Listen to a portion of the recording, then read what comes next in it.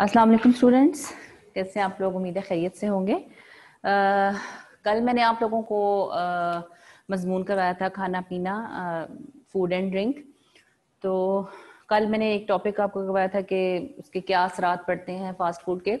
आज मैं आप लोगों को इसके सब टॉपिक्स जो हैं वो कौन कौन से आ सकते हैं, किस तरह के आपको सब टॉपिक्स आ सकते हैं, ये मैं आपको लिखवाऊंगी। आप लोग अपने पास कॉपी और पेंसिल जो है वो ले आए ताकि आप लोग ये सब टॉपिक्स जो है ये नोट कर सके। यानी इस तरह से आपको इस टॉपिक पे सवालात आ सकते हैं। आपने मटेरियल बीच में तकरीबन एक जैसा ही लिखना होता है, थोड़ा सा हेर फेर होता है, बस थोड़ा सा उन्होंने घुमा फिरा के बात पूछी होती है। अदरवाइज आपने अंदर जो बातें लिखनी है वो सेम ही होती हैं, थोड़ा सा उसको तोड़ मरोड़ के वो टॉपिक को पेश कर देते हैं। अदरवाइज अंदर चीजें एक ही हैं। अगर आप 2-3 टॉपिक अच्छे तरीके से इसको कवर कर लेते हैं, तैयार कर लेते हैं, फिर आपको इनमें से कोई सा भी अगर आपको टॉपिक आ जाता है तो आप उस पर इजीली लिख सकते हैं। ठीक है, तो आज मैं आपको इसके सब टॉपिक बताऊंगी फूड एंड ड्रिंक के। मजमून ही है आज का हमारा टॉपिक,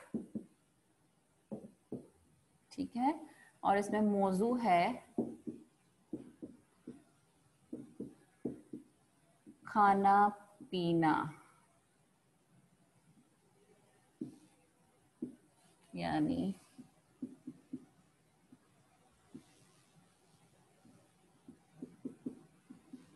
फूड एंड ड्रिंक। ठीक है, अच्छा, एक टॉपिक मैंने आपको कल करवा दिया था, उसकी वर्कशीट भी आपको आज इंशाल्लाह मिल जाएगी। वो आपने मुझे लिख के एक पूरा मजमून जो है वो आपने मुझे सेंड करना है। इसके अलावा क्या हो सकता है, रवायती खाने, ये सब टॉपिक्स हैं अब सारे। ठीक है,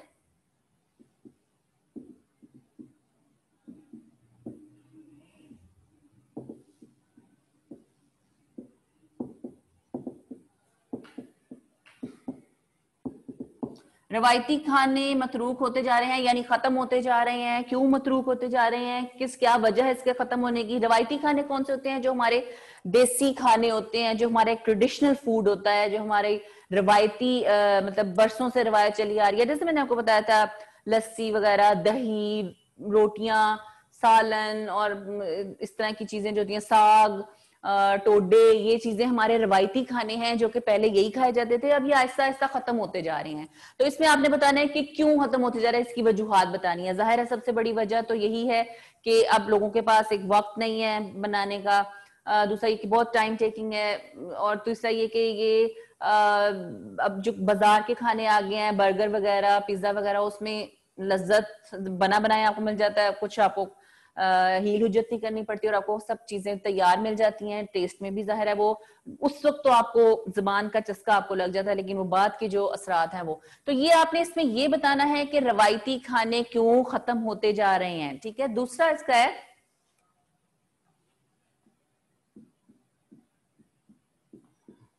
मोटापा दौरे जदीद का संगीन मसला।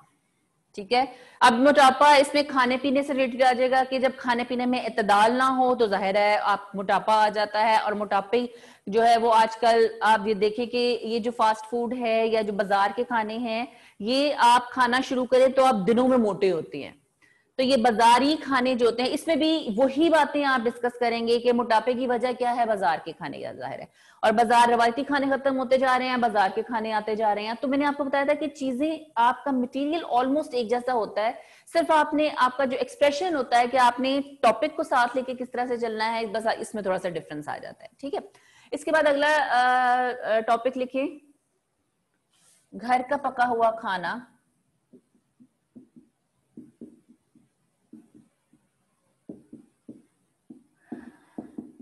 बाजार के खाने से बेहतर होता है। इस तरीके से भी आपको आ सकता है कि जाहिर है घर का पका हुआ वही खाना और बाजार का खाना, इसमें भी वही डिफरेंस आ जाता है कि किस तरह बेहतर होता है। सफाई सुथराई का ख्याल रखा जाता है घर में, बाजार में उस तरह से ख्याल नहीं रखा जाता। हिफ्ज़ान सेहत के असूलों पे घर में जिस तरह से अमल किया जाता है उस तरह से बाजारी खानों में नहीं होता। और जो चीजें इस्तेमाल की जाती हैं घर में, आप अच्छी से अच्छी चीज इस्तेमाल करके चीजों को बनाते हैं, जबकि बाजार में क्या होता है कि जो पुराना ऑयल है वो यूज हो जाता है। आगे है जी, नौजवानों के लिए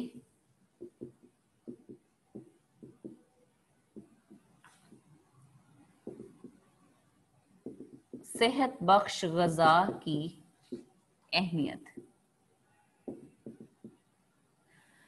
अच्छा, अब इस टॉपिक पे उन्होंने पूछा है कि ये जो हमारी यंग जनरेशन है इसके लिए एक सेहत बख्श ग़िज़ा की अहमियत। वैसे तो हर इंसान के लिए सेहत बख्श ग़िज़ा की जरूरत होती है, बच्चों के लिए एक अलग नीड है उनकी, लेकिन बच्चों का ये होता है कि बड़े जो होते हैं वो ख्याल रखने वाले होते हैं, बुजुर्गों का भी ये है कि बच्चे माशाल्लाह उनका ख्याल रखने वाले होते हैं, लेकिन जो यंग पीपल हैं, जो यंग जनरेशन है, उन्हें अपनी खुराक का वो खुद किसी हद तक जिम्मेदार होते हैं। ठीक है, वो कोई अब बच्चे नहीं होते हैं ना बूढ़े होते हैं, वो इंडिपेंडेंट होते हैं, उन्हें पता होता है हमने क्या करना। तो नौजवानों के लिए इसमें आपने स्पेशली उन्होंने पूछा है कि नौजवानों, क्योंकि नौजवान मुस्तकबिल का मेमार हैं। ठीक है, हमारा जो मुस्तकबिल है वो नौजवान है। तो अब हमारे नौजवान जो हैं अगर आज के दौर में सेहतमंद होंगे, सेहत बख्श ग़िज़ाएं लेंगे, तो वो स्ट्रांग होंगे, उनके दिमाग स्ट्रांग होंगे और आगे जाके वो मुल्क की बागडोर संभालेंगे। ठीक है। अच्छा, अगला जो पॉइंट आता है वो है खाना पीना बहैसियत रोजगार। अब खाने पीने का जो बहुत आजकल हमारे ट्रेंड है बना हुआ कि आप देखें कि आपको जगह जगह बर्गर की, पिज्जा की, शवारमे की आपको शॉप्स, छोटी छोटी शॉप्स आपको मिलेंगी। तो इसका मतलब है कि खाने पीने का जो हमारा यहाँ पे रोजगार है या खाने पीने का काम है वो चलता ही चलता है। यानी कि लोगों ने बाहर इतना खाना शुरू कर लिया है कि लोगों ने इसको बहैसियत एक रोजगार के तौर पे अपनाना शुरू कर लिया। जिसको कोई काम नहीं मिलता करने के लिए वो बर्गर और शवारमे की दुकान लगा लेता है, और उसकी बर्गर और शवारमे की दुकान चल भी जाती है। हर कॉर्नर पे आपको 2 3 4 दुकानें ऐसी जरूर मिलेंगी। तो लोगों ने अब खाने पीने की चीजों को रोजगार के तौर पे जो है वो करना शुरू कर दिया है। ये किसी हद तक मुफीद भी है कि लोगों को रोजगार मुहैया होता है, लोग बेरोजगार नहीं रहते हैं। तो इस चीज को जो है वो रोजगार की हैसियत में भी आप ले सकते हैं कि आपको एम्प्लॉयमेंट आपकी इससे होती है और अनएम्प्लॉयमेंट खत्म होती है, बेरोजगारी खत्म होती है। ठीक है, आगे आ जाता है जी इसी में मतवाजन खुराक की अहमियत। ये सिर्फ मैं आपको इसके सब टॉपिक बता रही हूं कि किसी भी तरीके से आपको खाने पीने में क्वेश्चन आपको किस तरीके से आ सकता है, जवाब तो ऑलमोस्ट आपका वही होगा। इसीलिए मैं आगे से इनके पॉइंट्स नहीं लिख रही हूँ, क्योंकि ऑलमोस्ट सेम ही पॉइंट्स होते हैं, इसके कोई इतना डिफरेंस नहीं होता है। सिर्फ आपका टॉपिक को साथ लेके आपने चलना है कि जो पूछा गया है उस पर थोड़ा सा जोर डालें। मतवाजन खुराक है तो इसमें आपने चीजें तो सारी डिस्कस करनी है। मतवाजन खुराक में आपने बाहर के खानों का भी जिक्र करना है, घर के खानों का भी जिक्र करना है, प्रोटीन, कार्बोहाइड्रेट, मिनरल्स, इन सब का भी जिक्र करना है। ठीक है, तो लेकिन आपकी जो बेसिक आपकी जो जोर होगा या जो आपने जिसपे अपना कलम ज्यादा आपने चलाना है वो होगा बैलेंस डाइट, मतवाजन खुराक की अहमियत की क्या अहमियत है। अगर हम मतवाजन खुराक नहीं लेंगे तो हमारा क्या नुकसान है, अगर हम मतवाजन खुराक लेंगे तो हमें क्या फवायद हैं। अच्छा, इसी से अब मुताल्लिका है मतवाजन खुराक की अहमियत, और इसी से मुताल्लिका है खाने पीने में इत्तदाल ना रखने के नुकसान। ठीक है जी, ये जहां पे आपने बैलेंस डाइट की इंपॉर्टेंस आपने वाजे की है, आगे साथ ही आ जाता है कि अगर आप बैलेंस डाइट नहीं लेते हैं तो इसके नुकसान। यहां आपने इंपॉर्टेंस मतवाजन खुराक की बतानी है कि ये फायदे होते हैं। इस पे ज्यादा आपने अपना जोर रखना है, एम्फसाइज इस पे करना है कि अहमियत क्या है बैलेंस डाइट की। यहां पे उन्होंने पूछा है खाने पीने में इत्तेदाल ना रखने के नुकसान, यानी कि अगर आप बैलेंस डाइट नहीं लेते हैं और खाने पीने में एक तवाजन नहीं रखते हैं, आप खाते ही चले जाते हैं, तो उसके नुकसान क्या हैं। वही पॉइंट्स, बीमारियां आ जाती हैं, आप मोटापे का शिकार हो जाते हैं, आप सुस्ती का, जैसे कि हमने आपको पहले बताया था कि पहले वाले मैंने आपको टॉपिक में बताया था कि खाने पीने में जब आप एक हद से ज्यादा आप खाना पीना शुरू करते हैं तो जाहिर है आपको बीमारियां, बेशक वो आप घर का ही खाना क्यों ना हो, वो भी अगर आप हद से ज्यादा खाएंगे। इसमें उन्होंने ये नहीं पूछा कि बाजार के खाने पीने के नुकसान, इसमें उन्होंने सिर्फ पूछा है कि खाने पीने में इत्तेदाल, वो खाना पीना घर का भी हो सकता है, वो बाहर का भी। अगर आप घर के भी रोटियां 10-10 रोटियां एक वक्त में खा जाएंगे और बेशुमार गोश्त आप खाना शुरू कर देंगे और बहुत ज्यादा चीजें आप घर में, तो वो भी आपके लिए नुकसानदेह है। ठीक है, तो हर चीज में बैलेंस होना जरूरी है। तो ये आपने टॉपिक को पहले ध्यान से समझना है। इसमें उन्होंने बाजारी खाने पीने का जिक्र नहीं किया, इसमें उन्होंने ओवरऑल खाने पीने का जिक्र किया है। ठीक है, तो ये क्वेश्चन आपको इस तरीके से भी आ सकता है। आगे है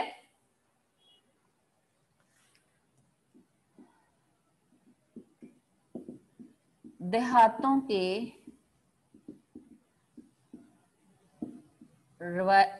रवायती दस्तरख्वान, इसमें अब उन्होंने देहातों के बारे के रवायती दस्तरखान के बारे में पूछा हुआ है कि देहातों में आपको पता है जैसे रवायती दस्तरखान क्या होता है, ये पहले भी मैं आपको बता चुकी हूँ। सिर्फ अगर उन्होंने ये टॉपिक आपको दिया है तो आपने देहात के खानों को ज्यादा डिस्कस करना है, ठीक है, कि वो अगर हम देहात के खाने हैं, ये खाने से हमें ये एनर्जी हासिल होती है, ये फायदा होता है, लेकिन इसकी भी निस्बत अगर हम थोड़ा सा आप इसमें शहरों के खाने का, शहरी खाने का यानी बाजार के खाने का हवाला दे सकते हैं, लेकिन आपका जोर ज्यादा एम्फसाइज आप देहातों के खानों की रिवायती जो दस्तरखान है, रिवायती जो खाने हैं, जो ट्रेडिशनल फूड है, किसी भी जगह का एक खास खाना होता है, ठीक है, तो वहां पे आपने इसको ये जिक्र करना है, ज्यादा आपने जो लिखना है बात, आप टॉपिक तो हर एक को छेड़ेंगे, मतलब आप इसमें बाजार के खानों का भी जिक्र कर सकते हैं, लेकिन आपका मेन जो एम्फसाइज है वो रवायती खानों पे होगा। इस तरीके से भी आपको ये टॉपिक आ सकता है। आगे है, इसी से मिलता जुलता है जी, शहरी और देहाती खानों में फर्क। ये जैसे मैंने अभी आपको बताया कि शहरी, इसको इस तरह भी आ सकता है खाना पीना, आपको खाने पीने में ये भी क्वेश्चन आ सकता है कि शहरी और देहाती खानों में क्या फर्क है। ये तो बहुत इस पे आसान है लिखना, इस पे आप बहुत लिख सकते हैं। शहरी खानों के जरा वो डिफरेंट होते हैं, उसमें अब बाहर के खाने जैसे चाइनीज और ये दूसरी चीजें ये भी शामिल हो गई हैं, जबकि अभी हमारे देहातों में ये चीजें भी इतनी आम नहीं हुई हैं। देहातों में वही अभी जो हमारी रूटीन है, गुड़ है, शक्कर है और चावल हैं, बाजरे की रोटी है, ज्वार की रोटी है, गंदम की रोटी है, सरसों का साग है, वो मुख्तलिफ चीजें इस तरह की हैं। और जबकि शहरों में अब किसी हद तक जो है इसका रिवाज कम होता जा रहा है। इसके अलावा एक और, होटलों का कामयाब कारोबार, ये वही जो मैंने आपको पहले बताया था कि रोजगार का एक जरिया। तो इसमें आप ये देखें, अब आप अंदाजा लगाएं कि जैसे जैसे वक्त गुजरता जा रहा है, जमाना तरक्की करता जा रहा है, आप देखें कि होटलों की तादाद में कितना इजाफा होता जा रहा है। अगर हम अपने शहर सियालकोट की बात करें तो आज से अगर आप 10 साल पहले देखें तो 10 साल पहले इतने होटल हमारे शहर में नहीं थे। 2-3 होटल थे जहां पे जाके अगर किसी ने बाहर खाना खाना होता तो वहीं पे जाके आप खाते। लेकिन अब आप देखें तो एक होटलों की एक भरमार है, आपको जगह जगह कम से कम 20-25 होटल तो इस वक्त जो है वो आप उंगलियों पे फौरन गिन सकते हैं। तो ये इसकी वजह क्या है? इसकी वजह यह है कि लोगों का ट्रेंड ज्यादा जो है वो बाहर खाने की तरफ हो गया है। तो ये एक बिजनेस बन गया है, खाना पीना लोगों ने एक बिजनेस बना लिया है। ये खाना पीना पहले तो पेट भरने के लिए होता था ना, खाना पीना खाने पीने के लिए आप रोजी रोटी कमाते थे, लेकिन अब जो है वो लेकिन अब खाना पीना जो है वो रोजगार बन गया है, बिजनेस बन गया है वहां पे, और ये बिजनेस कामयाबी से चल भी रहा है। आप देखें कि सारे होटल आप जहां भी जाते हैं आपको भरे हुए नजर आते हैं। कोई आपको होटल खाना, आप बाहर किसी खाने पीने वाली शॉप पे या किसी होटल में जाएंगे तो यूं लगता है जैसे सारी दुनिया घर में पकाती नहीं है, आप सारी दुनिया बाहर ही खाने आ गई है।